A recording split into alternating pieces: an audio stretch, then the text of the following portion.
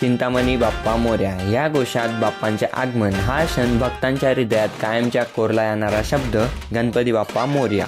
आणि अखेर तो क्षण चिंतामणी बाप्पा गावात येतात।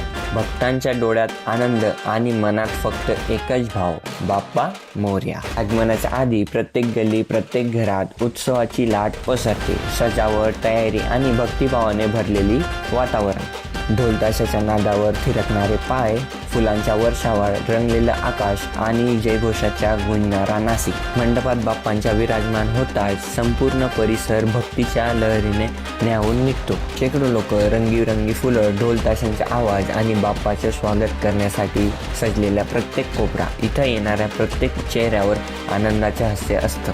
चिंतामणी बाप्पाचे रथ जेव्हा हळूहळू पुढे सरकतो तेव्हा वातावरणात फक्त एकच आवाज गुंजतो, गणपती बाप्पा मोरया। म्हणतात ना, बाप्पाचे दर्शन घेता क्षणी सगळ्यांच्या चिंता हरण होता।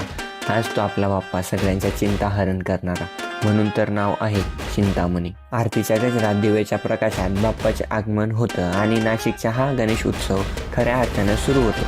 चिंतामणी बाप्पा मोरया या घोषात बाप्पांचे आगमन हा क्षण भक्तांच्या हृदयात कायमच्या कोरला येणारा शब्द म्हणजेच गणपती बाप्पा मोरया।